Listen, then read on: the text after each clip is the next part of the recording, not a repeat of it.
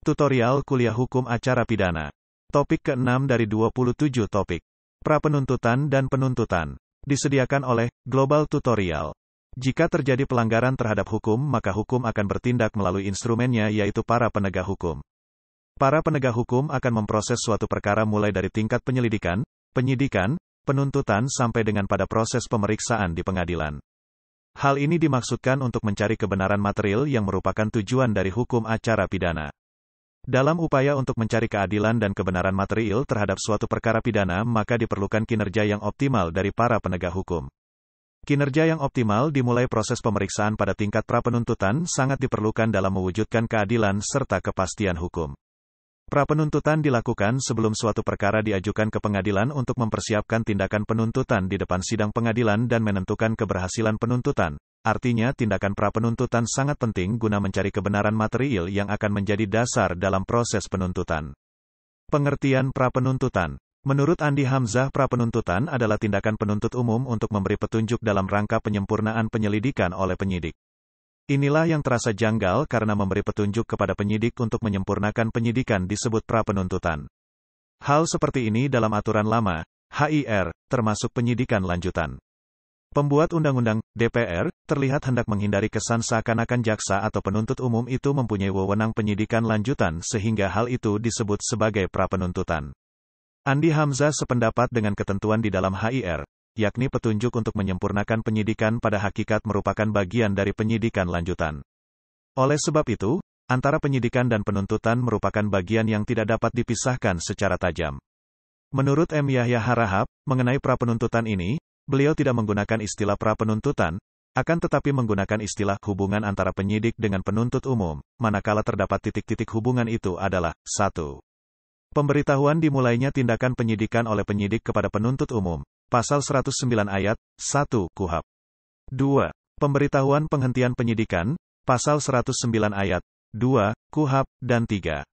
Perpanjangan penahanan. Lilik Mulyadi cenderung berpendapat bahwa keadaan pada tahapan antara penyidik dengan penuntut umum itu dipergunakan istilah prapenuntutan. Beliau juga merujuk kepada ketentuan di dalam Pasal 110 ayat 3 dan ayat 4 KUHP. Manakala bahwa setelah penyidik menyerahkan BAP kepada penuntut umum, maka penuntut umum mempelajarinya selama 7 hari. Jika BAP tersebut tidak lengkap, maka harus dikembalikan kepada penyidik untuk diperbaiki selama 7 hari pula disertai dengan petunjuk dari penuntut umum. Menurut penjelasan Pasal 30 ayat 1, huruf A Undang-Undang Pokok Kejaksaan Nomor 16 Tahun 2004 disebutkan definisi mengenai prapenuntutan manakala bahwa prapenuntutan adalah tindakan jaksa untuk memantau perkembangan penyidikan setelah menerima pemberitahuan dimulainya penyidikan dari penyidik, petunjuk guna dilengkapi oleh penyidik untuk dapat menentukan apakah berkas tersebut dapat dilimpahkan atau tidak ke tahap penuntutan.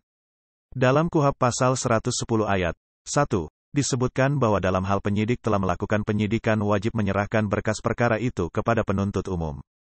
Menurut Pasal 8 ayat 3 KUHP, penyerahan berkas perkara dilakukan dalam 2 tahap, yaitu tahap pertama penyidik hanya menyerahkan berkas perkara, dan tahap kedua penyidik menyerahkan tanggung jawab tersangka dan barang bukti kepada penuntut umum, jika penyidikan sudah dianggap selesai. Tahap ini lazim disebut dengan prapenuntutan. Dalam Pasal 14 huruf B KUHP ditentukan, diatur bahwa penuntut umum mempunyai wewenang mengadakan prapenuntutan, yaitu apabila ada kekurangan pada hasil penyidikan, maka berdasarkan ketentuan Pasal 110 ayat 3 dan 4, penuntut umum memberikan petunjuk kepada penyidik untuk menyempurnakan hasil penyidikannya. KUHP tidak menjelaskan apa yang dimaksud dengan pengertian prapenuntutan. Oleh karena pengertian otentiknya tidak diatur dalam ketentuan umum KUHP, maka apabila kita ingin mengetahui apa yang dimaksud dengan pengertian prapenuntutan, maka perlu membaca beberapa pasal dari KUHP, terutama Pasal 8 ayat 2 dan 3, huruf A dan B, Pasal 110 ayat 2, 3, dan 4, junto. Pasal 138 ayat 1 dan 2. Dapat ditarik kesimpulan bahwa pengertian prapenuntutan adalah proses penyempurnaan berkas perkara berdasarkan petunjuk penuntut umum kepada penyidik. Wewenang penuntut umum mengadakan prapenuntutan apabila ada kekurangan pada penyidikan dengan memperhatikan ketentuan Pasal 110 ayat 3 dan ayat 4 KUHP dengan memberi petunjuk dalam rangka penyempurnaan penyidikan dari penyidik. Jadi, Prapenuntutan itu merupakan pengembalian berkas perkara disertai permintaan kepada penyidik untuk melengkapi dengan melakukan tambahan penyidikan menurut ketentuan di dalam perundang-undangan yang berlaku. Sedangkan yang dinamakan penuntutan didasarkan kepada pasal 1/3 Undang-Undang Kejaksaan, yaitu penuntutan adalah tindakan penuntut umum untuk melimpahkan perkara ke pengadilan negeri yang berwenang dalam hal dan menurut cara yang diatur dalam hukum acara pidana dengan permintaan supaya diperiksa dan diputus oleh hakim di sidang pengadilan. Rangkaian prapenuntutan itu dapat dipahami dari ketentuan beberapa pasal di dalam KUHP. Misalnya menurut ketentuan pasal 110 ayat 1 KUHP, apabila penyidik telah selesai melakukan penyidikan, penyidik wajib segera menyerahkan berkas perkara itu kepada penuntut umum. Kemudian, ditentukan pula kepada penyidik agar memberitahukan kepada penuntut umum dalam hal penyidik telah mulai melakukan penyidikan atas suatu peristiwa tindak pidana berdasarkan pasal 109 ayat 9 KUHP. Pada pasal 137 KUHP disebutkan bahwa penuntut umum berwenang melakukan penuntutan terhadap siapapun yang didakwa melakukan tindak pidana dalam daerah hukumnya dengan melimpahkan berkas perkara ke pengadilan yang berwenang mengadili. Menurut pasal 14 KUHP bahwa jaksa selaku penuntut umum tidak mempunyai kewenangan untuk melakukan penyidikan terhadap perkara pidana umum. Penyidikan yang hasilnya kurang lengkap, jaksa diberi wewenang untuk mengadakan prapenuntutan dengan cara mengembalikan berkas perkara disertai permintaan kepada penyidik untuk melengkapi dengan melakukan tambahan penyidikan. Dapat disimpulkan bahwa harus ada kerjasama antara penyidik dengan jaksa peneliti, calon penuntut umum agar terlaksananya penuntutan. Hal inilah yang dikenal dengan prapenuntutan, atau hubungan antara penyidik dengan penuntut umum. Berkas perkara. Koordinasi fungsional antara penyidik dan penuntut umum yang selama ini sering menimbulkan polemik adalah menyangkut prapenuntutan, meliputi 1. Pemberitahuan dimulainya penyidikan, pasal 109 ayat 1 KUHP. 2. Perpanjangan penahanan untuk kepentingan penyidikan, pasal 24 ayat 2 KUHP. 3. Penghentian penyidikan, pasal 109 ayat 2 KUHP. 4. Penyerahan berkas perkara hasil penyidikan kepada penuntut umum, pasal 110 ayat 1 KUHP. 5. Penyidikan tambahan berdasarkan petunjuk penuntut umum dalam berkas dinyatakan kurang lengkap. Poin yang paling krusial adalah nomor 4 dan 5 karena jika penyidikan telah selesai maka penyidik wajib segera menyerahkan berkas perkara tersebut kepada penuntut umum yang merupakan penyerahan dalam tahap pertama yaitu hanya berkas perkaranya saja atau yang lazim disebut berita acara pemeriksaan, BAP. Pengertian berkas perkara tidak diatur dalam KUHP. Sinonim berkas perkara secara singkat menurut pasal 107 ayat 3 dan pasal 139 KUHP adalah hasil penyidikan. Berkas perkara atau hasil penyidikan baru dapat dilimpahkan ke pengadilan jika memenuhi kelengkapan formil dan material dari suatu berkas perkara atau hasil penyidikan. Kelengkapan formal meliputi 1. Setiap tindakan yang dituangkan dalam berita acara harus selalu dibuat oleh pejabat yang berwenang atas kekuatan sumpah jabatan dan ditandatangani oleh semua pihak yang terlibat tindakan dimaksud dan diberi tanggal, pasal 75 Jo 121 KUHP. 2. Syarat kepangkatan untuk penyidik pembantu. 3. Tindakan penyidik atau penyidik pembantu dalam hal tertentu harus berdasarkan izin yang berwenang dan izin tersebut dilampirkan dalam berkas beserta surat perintah penyidikan. 4. Untuk delik aduan, harus ada pengaduan dari korban, yang berkepentingan. 5. Identitas, pasal 143 ayat 2, sub A KUHP, yang lengkap antara lain nama lengkap, tempat lahir, umur atau tanggal lahir, jenis kelamin, kebangsaan, tempat tinggal, agama, dan pekerjaan tersangka. 6. Terhadap barang bukti yang diserahkan secara sukarela oleh saksi, tersangka dibuat berita acara penerimaan dan dimintakan persetujuan ketua pengadilan. 7. Keadaan fisik korban, dalam delik-delik kekerasan, pemeriksaan laboratorium dilampirkan dalam berkas, baik berupa visum et repertum maupun hasil pemeriksaan laboratorium lainnya, kasus narkoba, psikotropika, kebakaran, pencemaran lingkungan. 8. Tindakan-tindakan lain yang dibenarkan oleh undang-undang yang dibuat dengan berita acara harus dilampirkan dalam berkas perkara, pemusnahan barang bukti narkotika, psikotropika, pelelangan barang bukti yang cepat rusak, dan sebagainya. Kelengkapan material meliputi 1. Adanya perbuatan melawan hukum sesuai delik yang disangkakan. 2. Adanya kesalahan, baik berupa kesengajaan maupun kelalaian, sesuai unsur delik yang disangkakan dan didukung minimal 2 alat bukti. 3. Alat bukti yang menunjukkan tempus delicti dan locus delicti. Pengertian penuntutan. Menurut Wiryono Projodikoro menuntut seorang terdakwa di muka hakim pidana adalah menyerahkan perkara seorang terdakwa dengan berkas perkaranya kepada hakim, dengan permohonan supaya hakim memeriksa, kemudian memutuskan perkara pidana itu terhadap terdakwa. Setelah proses penyidikan dilakukan, maka penyidik melimpahkan berkas perkara tersebut kepada penuntut umum. Ketika berkas perkara telah diterima oleh penuntut umum atau telah dianggap lengkap oleh penuntut umum, maka telah masuk dalam penuntutan. Ketentuan dalam KUHP memberikan batasan pengertian tentang penuntutan sebagaimana dimaksud dalam pasal 1 angka 7, yaitu, penuntutan adalah tindakan penuntut umum untuk melimpahkan perkara pidana ke pengadilan negeri yang berwenang dalam hal dan menurut cara yang diatur dalam undang-undang ini dengan permintaan supaya diperiksa dan diputus oleh hakim dalam sidang pengadilan. Penuntutan perkara dilakukan oleh jaksa penuntut umum, dalam rangka pelaksanaan tugas penuntutan. Penuntut umum adalah jaksa yang diberi wewenang oleh undang-undang ini untuk melakukan penuntutan dan melaksanakan penetapan hakim. Alur kerjanya sebagai berikut. 1. Dalam melaksanakan penuntutan yang menjadi wewenangnya, penuntut umum segera membuat surat dakwaan berdasarkan hasil penyidikan.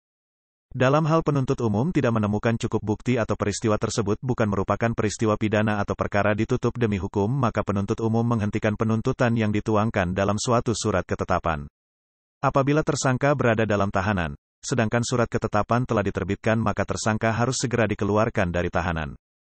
2. Selanjutnya, surat ketetapan yang dimaksud tersebut diberitahukan kepada tersangka.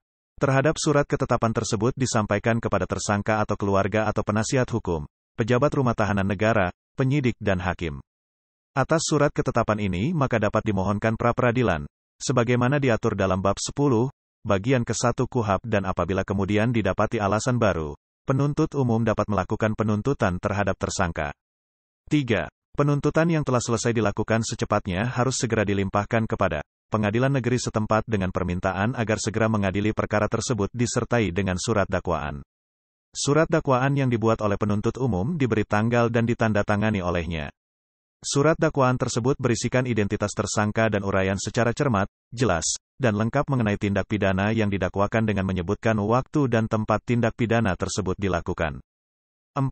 Dalam hal penuntut umum hendak mengubah surat dakwaan baik dengan tujuan untuk menyempurnakan maupun untuk tidak melanjutkan penuntutannya, maka hal tersebut hanya dapat dilakukan sebelum pengadilan menetapkan hari sidang.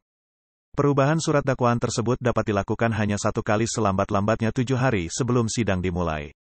Dalam hal penuntut umum melakukan perubahan surat dakwaan, maka turunan surat dakwaan disampaikan kepada terdakwa atau penasihat hukumnya dan penyidik. Tugas dan wewenang penuntut umum.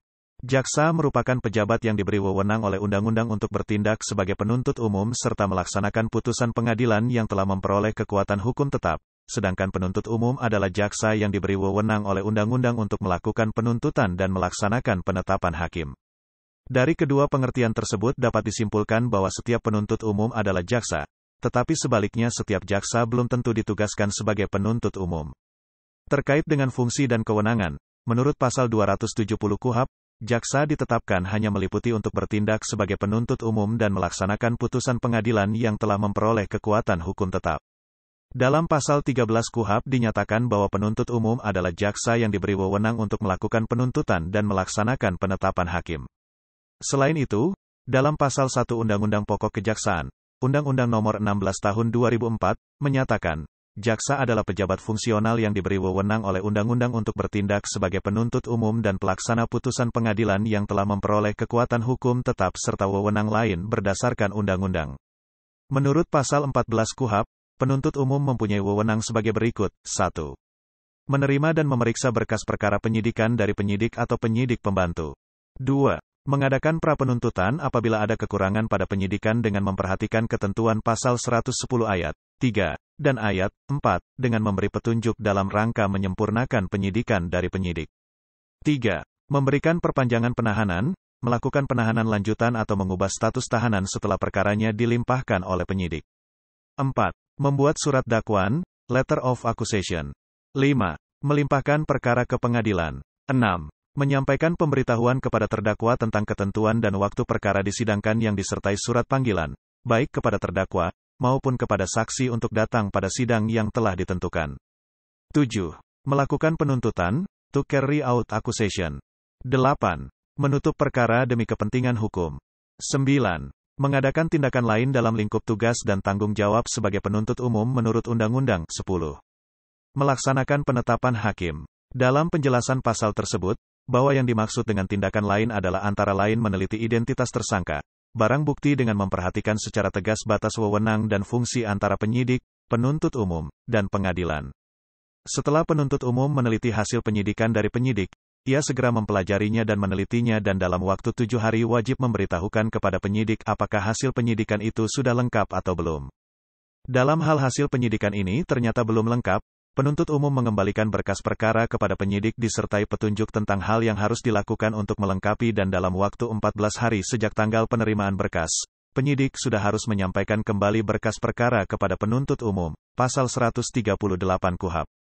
Penghentian penuntutan. Setelah penuntut umum menerima kembali hasil penyidikan yang lengkap dari penyidik, ia segera menentukan apakah berkas perkara sudah memenuhi persyaratan untuk dapat atau tidak dilimpahkan ke pengadilan, KUHP pasal 139. Akan tetapi, tidak semua berkas perkara hasil penyidikan yang sudah lengkap adalah memenuhi persyaratan untuk dilimpahkan ke pengadilan. Misalnya, berkas perkara hasil penyidikan yang sudah lengkap, tetapi tersangkanya meninggal dunia, pasal 77 KUHP, atau hak menuntut telah gugur kadaluarsa, lewat waktu, berdasarkan pasal 78 KUHP atau karena tersangkanya tidak dapat dituntut, diadili untuk yang kedua kalinya berdasarkan asas nebis in idem, pasal 76 KUHP. Dalam hal yang demikian, maka perkaranya tidak perlu dilimpahkan ke pengadilan. Penuntut umum akan memutuskan penghentian penuntutan dengan cara perkara tersebut ditutup demi hukum dan dituangkan dalam bentuk surat ketetapan penghentian penuntutan sesuai dengan pasal 140 ayat 2 KUHP. Selain daripada itu, penuntut umum dapat menghentikan penuntutan berdasarkan alasan karena tidak terdapat cukup bukti atau perkara tersebut ternyata bukan merupakan tindak pidana. Demikianlah materi topik ke-6 dari 27 topik tutorial kuliah hukum acara pidana. Channel Global Tutorial dipastikan sangat bermanfaat bagi siapa saja yang ingin menambah wawasan, termasuk mahasiswa perguruan tinggi negeri dan swasta manapun di Indonesia. Video tutorial juga dituturkan dan disubtitelkan agar dapat ditonton, dibaca sambil didengarkan. Jangan khawatir jika belum langsung paham. Untuk pemahaman yang lebih baik, putar dan dengarkan video ini berulang-ulang. Subscribe dan like, agar Anda mendapatkan update tutorial lainnya. Bagikan juga link video ini, agar teman lain juga mendapatkan manfaat channel ini. Sekian dan terima kasih. Sampai jumpa.